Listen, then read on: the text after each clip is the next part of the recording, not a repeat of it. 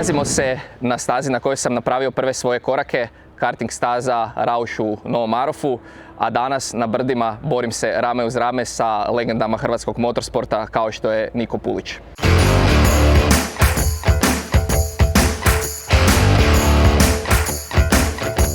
Od malena ljubav su auti, autići, sve kaj ima veze s autima. Revolucija je nastala onda kad su došli brzi i žestoki, tu smo krenuli u neke ozbiljnije vode, počeli smo slagati prve aute, počeli smo pod navodnike, kako se to veli, tunirati i onda smo se upoznali sa Ibicom sa kojom se sad družimo 4 godine.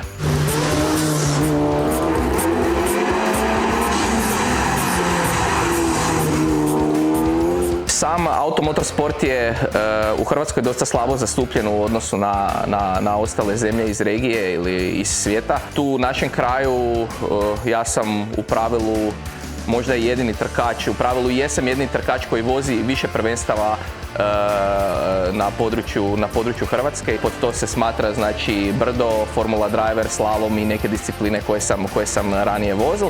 Postoje spore discipline, postoje discipline za, ajmo reći, ne toliko prerađene automobile koliko je moj.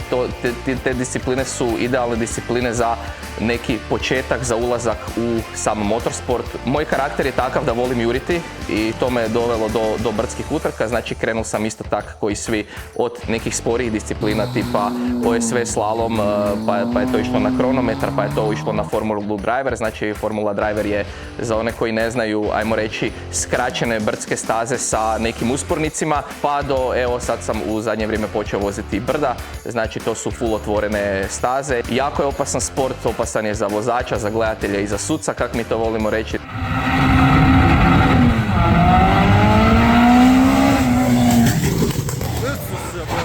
Znači i potrebna je stvarno i velika koncentracija, velika je tu odgovornost i jako veliki sklop opreme sigurnosne oko mene koji me čuva za to vrijeme. Prve 3 godine sam bil član autokluba Ina Delta iz Zagreba i sad sam od prošle sezone član autokluba Pula Rovinj. Znači meni je sad 4. godina i sad sam se počeo pojavljivati na pobjedničkim posteljima. Trenutno stojim znači u klasi 6, znači klasi supersport automobila u Formuli Driver na 3. mjestu i evo zadnje brdo koje sam odveo uz malo sreće, znači gdje je bilo stvarno naporno i sve sam isto završio na 3. mjestu, znači na pobjedničkom postolju. Utrka koju najviše pamtim je znači moja prva utrka Formule Driver koja je bila na Buzetu, to je bilo prije znači 3 godine.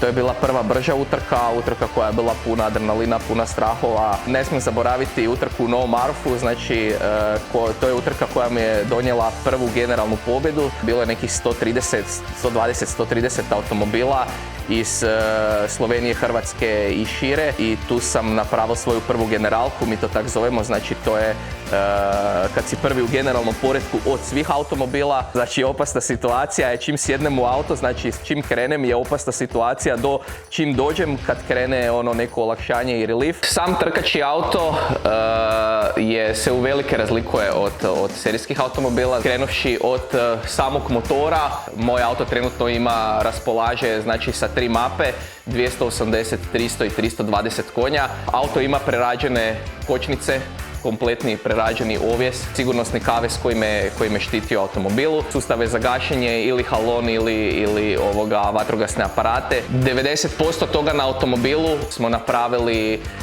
ja i moj tata u radioni. Sve ostale dodatke, sve ostalo radimo isključivo mi sami u mojoj radioni. Znači ako ti voliš ovo, ti budeš našel način da se natječeš. Znači ako stvarno voliš ovaj sport, ti možeš složiti auto za, karikiram, 2-3 tisuće eura. Moja situacija je ekstremno skupa, znači auto je ekstremno skupan, dijelovi su ekstremno skupi. Moja poruka je jednostavno koji moja priča, znači ako to voliš, jednostavno budeš našel način kako da se s tim baviš. Bitno je da to tebe čini sretnim, da te ispunjuje i da ti u tome uživaš, ne?